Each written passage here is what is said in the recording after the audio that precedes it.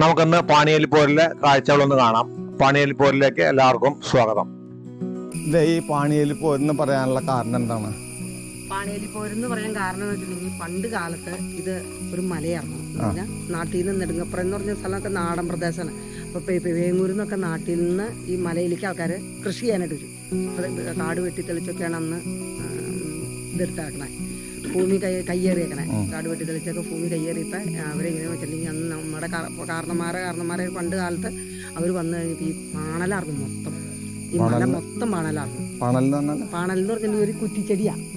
അപ്പൊ ആ പാണലും കൊണ്ട് വേലിയൊക്കെ കെട്ടിയൊക്കെയാണ് ഇവര് കൃഷിയൊക്കെ ചെയ്തുകൊണ്ടിരുന്നത്.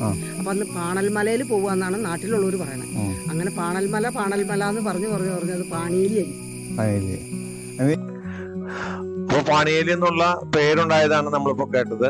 ഇനി പാണിയേലി പോരെന്നുണ്ടായത് പറയുന്നത്, നമ്മളീ പോകുന്നത് ഈ പാണിയേലി പോര് കാണുന്ന സ്ഥലത്തേക്ക് ഏതാണ്ട് ഈ പെരിയാർ നദിയുടെ തീരത്തോടെ ഏതാണ്ട് 1.5 കിലോമീറ്റർ ട്രെക്കിംഗ് നടത്തിയിട്ട് റിവർ സൈഡിൽ കൂടെ ഉള്ള പാത്വേയിൽ കൂടെ നമ്മൾ നടന്നിട്ട് വേണം ഈ ചെറിയ വാട്ടർഫാൾസിലേക്ക് എത്താനായിട്ട്.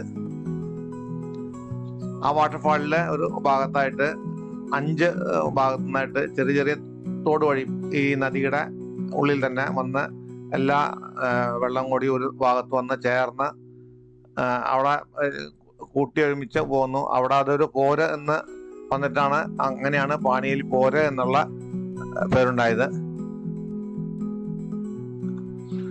എൻട്രൻസ് കഴിഞ്ഞ് അല്പം നടന്നു കഴിഞ്ഞാൽ നമ്മൾക്ക് ഇങ്ങനെ ഒരു ടീ സ്റ്റോൾ കാണും. ഇവിടെ നിന്ന് അല്പം കൂടി മുന്നോട്ട് പോയി കഴിഞ്ഞാൽ വേറൊരു ചെറിയൊരു ഹോട്ടലുണ്ട്. കൂടാതെ തന്നെ അവിടെ തന്നെ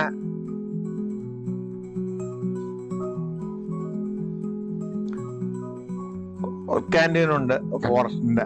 പക്ഷെ അത് തിരക്കുള്ള സമയങ്ങളിൽ മാത്രമാണ് ഇവിടെ കാണുന്ന ക്യാൻറ്റീൻ വർക്ക് ചെയ്യുകയുള്ളൂ. അല്ലെങ്കിൽ അവിടെ ഒരു ചെറിയ ഹോട്ടലുണ്ട്, ഭക്ഷണം അവിടെ നമുക്ക് കഴിക്കാം. നമ്മളിവിടെ പോകുമ്പോൾ വെള്ളം കയ്യിൽ കരുതുന്നത് നല്ലതായിരിക്കും. കാരണം നമ്മൾ ഏതാണ്ട് ഒരു 2 കിലോമീറ്ററോളം ദൂരം ഇങ്ങനെ ഈ വഴിക്ക് നടക്കണം.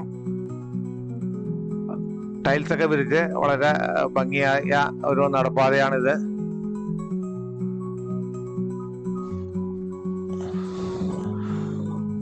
ചുറ്റും വൃക്ഷങ്ങളൊക്കെ ഉള്ളതുകൊണ്ട് നല്ല തണലുണ്ട്.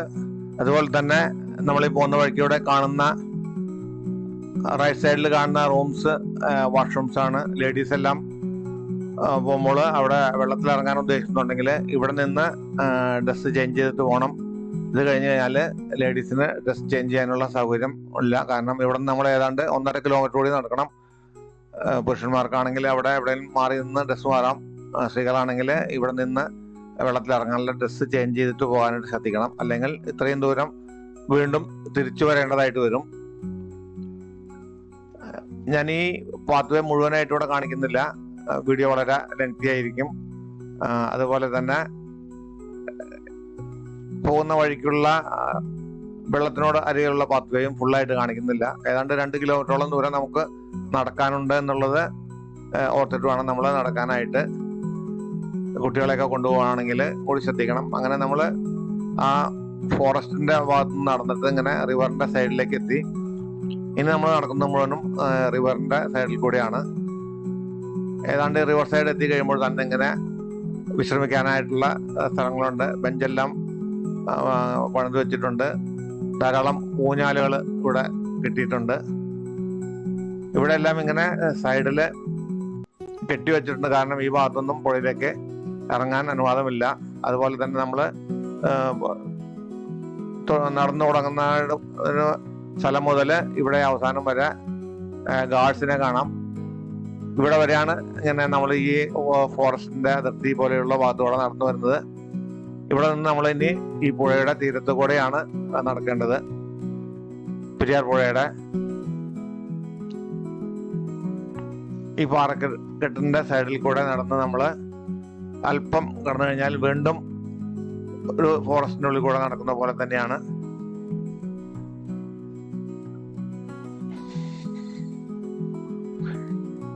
ഈ കയറ് കെട്ടിയിരിക്കുന്ന ഭാഗത്തൊന്നും നമ്മൾ ഉള്ളിലേക്ക് ഇറങ്ങാനായിട്ട് അനുവാദമില്ല. കാരണം അടിയൊഴുക്ക് കൂടുതലുള്ള സ്ഥലമാണ്.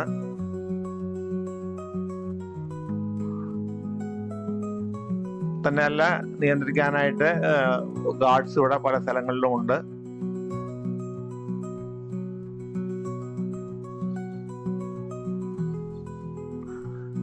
പണിയേലി പോര് നടക്കുന്ന സ്ഥലം, അതായത് ആ വെള്ളം 4-5 ഭാഗത്തു നിന്ന് ഒരുമിച്ച് കുത്തി ഒഴുക്കി വീഴുന്ന ആ ഭാഗം വരെ നമുക്ക് പോയിട്ട് വേണം വെള്ളത്തിൽ ഇറങ്ങണം എന്നുള്ളവർക്ക്. അതിനോടടുത്ത് വരുന്ന സ്ഥലങ്ങളിലും നമുക്ക് വെള്ളത്തിൽ ഇറങ്ങാം. വളരെ താഴ്ചയൊന്നുമില്ലാത്ത സ്ഥലത്ത് ഇവിടെ വെള്ളം കാണുമ്പോൾ നമുക്ക് വളരെ കുറവായിട്ട് തോന്നും, പക്ഷെ വളരെ അടിയൊഴുക്കുള്ളൊരു സ്ഥലമാണിത്. അതുകൊണ്ട് തന്നെ അപകടം പതിയിരിക്കുന്ന ഒരു സ്ഥലം കൂടിയാണ്. അതുകൊണ്ട് തന്നെയാണ് ഇത്രയധികം നിയന്ത്രണങ്ങൾ വെച്ചിരിക്കുന്നത്.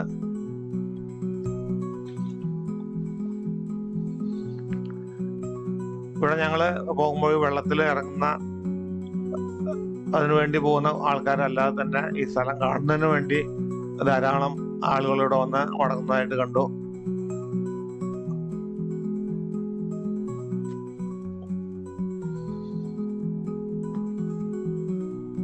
കുട്ടികളും അതുമാതിരി സ്ത്രീകളും എല്ലാം ധാരാളമായി ഇവിടെ ഈ സ്ഥലം സന്ദർശിക്കുന്നുണ്ട്.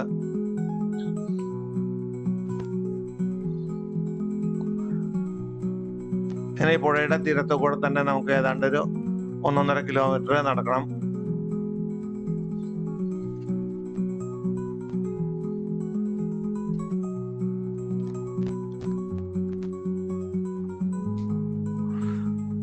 ഞാനിവിടെ വെള്ളത്തിലിറങ്ങിയതിന് ശേഷം ഏതാണ്ട് ഒരു 4-5 മിനിറ്റ് വീഡിയോ കാണിക്കുന്നത് വെള്ളത്തിന് അടിയിൽ നിന്നുള്ള വീഡിയോ ആണ്.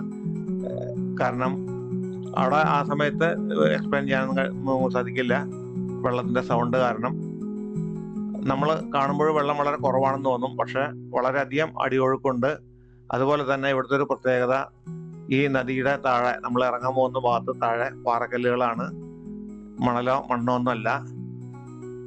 ഈ വെള്ളം ഇങ്ങനെ കറങ്ങിയ ചുഴി പോലെ വന്നിട്ട് ആ പാറയിൽ കിടന്ന് കറങ്ങിയിട്ട് ഏതാണ്ട് ഒരു പാത്രത്തിന്റെ പോലെ വളരെ മിനുസമായ കുഴികളാണ്. അതുപോലെ തന്നെ പാറയുടെ ഇടയ്ക്കുള്ള വിള്ളലുമുണ്ട്. ക്യാമറ വെള്ളത്തിനടിയിൽ വെച്ചിട്ടാണ് ഷൂട്ട് ചെയ്തിരിക്കുന്നത്. അപ്പൊ ഞാൻ അങ്ങനെ ക്യാമറയും കൊണ്ട് വെള്ളത്തിന്റെ അടിയിലേക്ക് ഇറങ്ങാൻ പോവുകയാണ്. വെള്ളത്തിന്റെ അടിയിൽ ഉള്ള കുഴികളും വിള്ളലും അതുമാതിരി വെള്ളത്തിന്റെ ഒഴുക്ക്, പ്രത്യേകിച്ച് ഒഴുക്കും കൂടി ശ്രദ്ധിക്കണം. വെള്ളത്തിന്റെ അടിയിൽ വെള്ളം ഒഴുകുന്ന വളരെ സ്പീഡിൽ ഒഴുകുന്നതായിട്ട് കാണാം. അതുപോലെ ഭയങ്കര ഭീകരമായ സൗണ്ടുകൾ, കുഴികള്, അങ്ങനെ എല്ലാം കാണാം. ഇനി നമുക്ക് വെള്ളത്തിന്റെ അടിയിലെ കാഴ്ചകളായിട്ട് കാണാം. അവിടെ ഞാൻ പ്രത്യേകിച്ചൊന്നും എക്സ്പ്ലെയിൻ ചെയ്യുന്നില്ല. അവിടെ നിന്ന് കയറിയതിന് ശേഷം ഞാൻ ബാക്കി കാര്യം പറയാം. അപ്പൊ ഞാൻ ക്യാമറയും കൊണ്ട് വെള്ളത്തിലേക്ക് ഇറങ്ങട്ടെ.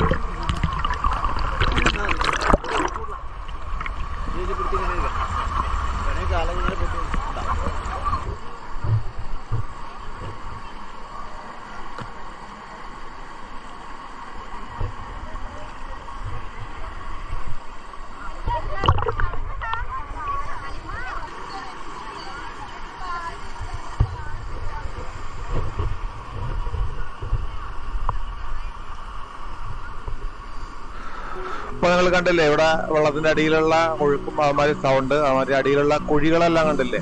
ഇവിടെ സ്ത്രീകളെല്ലാം ഇറങ്ങി നിൽക്കുന്ന ഒരു ഓരം പിടിച്ചാണ്. നമുക്ക് ഇതിനുള്ളിലേക്ക് ഇറങ്ങാനായിട്ട് തോന്നും, പക്ഷെ വെള്ളത്തിലേക്ക് ഇറങ്ങി കഴിഞ്ഞാൽ അരയ്ക്കൊപ്പം വെള്ളമുള്ള സ്ഥലത്ത് പോലും ഭയങ്കര അടിയൊഴുക്കാണ്, നമുക്ക് നേരെ നിൽക്കാൻ കഴിയില്ല. അതുമാതിരി തന്നെ വലിയ വലിയ കുഴികളാണ്. ഇങ്ങനെ നേരത്തെ ഞാൻ പറഞ്ഞ പോലെ അതിനുള്ളിൽ കാലുപെടും. അതുമാതിരി ആ വിള്ളല് ഉണ്ട് പാറയുടെ. അപ്പൊ അതൊന്നും ഒക്കെ സൂക്ഷിക്കണം. അതിനു വേണ്ടിയാണ് ഇത് കാണിച്ചത്. ഞങ്ങൾ അങ്ങനെ ആ വെള്ളത്തിൽ നിന്ന് എല്ലാം അല്പനേരമൊക്കെ കളിച്ചതിന് ശേഷം ഞങ്ങള് കയറി. ഇവിടെ അങ്ങ് ദൂരെ കാണുന്നതാണ് വാണിയേലി പോര് എന്നുള്ളത്. ഇപ്പൊ അവിടെ ഈ ഒഴുക്ക് കൂടുതലുള്ളതുകൊണ്ട് തന്നെ അങ്ങോട്ട് വിടുന്നില്ല. നിങ്ങൾക്ക് ഇവിടെ കാണാം മുളകളെല്ലാം കിടക്കുന്നത്. ആ മുളയെല്ലാം വെച്ച് കെട്ടിയിട്ട് ഈ പാറയ്ക്കിടയിൽ ഒന്ന് വെച്ച് കെട്ടിയിട്ട് അടുത്ത പാറയിലേക്ക് കയറാനായിട്ട് കെട്ടും. അതിനുശേഷമാണ് അങ്ങോട്ട് വിടുന്നത്. അല്പം കൂടി ഒഴുക്ക് കുറഞ്ഞതിന് ശേഷമാണ് ആ സൈഡിലേക്കായിട്ട് ആൾക്കാരെ കടത്തിവിടുള്ളൂ. ഞങ്ങൾ അങ്ങനെ ഇവിടുത്തെ കാഴ്ചകളെല്ലാം കണ്ട് മടങ്ങുകയാണ്. നിങ്ങൾക്ക് ഈ വീഡിയോ ഇഷ്ടപ്പെട്ടെന്ന് കരുതുന്നു. ചാനൽ ആദ്യമായിട്ട് കാണുന്നവരാണെങ്കിൽ സബ്സ്ക്രൈബ് ചെയ്ത് സപ്പോർട്ട് ചെയ്യണം. അതുപോലെ തന്നെ വീഡിയോ ഇഷ്ടപ്പെട്ടാൽ ലൈക്ക് ചെയ്യാനും ഷെയർ ചെയ്യാനും മറക്കരുത്. ഇങ്ങോട്ട് വരേണ്ടത് പെരുമ്പാവൂരിൽ നിന്ന് 20 കിലോമീറ്റർ ആണ് ദൂരം. ആലുവയിൽ നിന്നാണെങ്കിൽ 35 കിലോമീറ്റർ.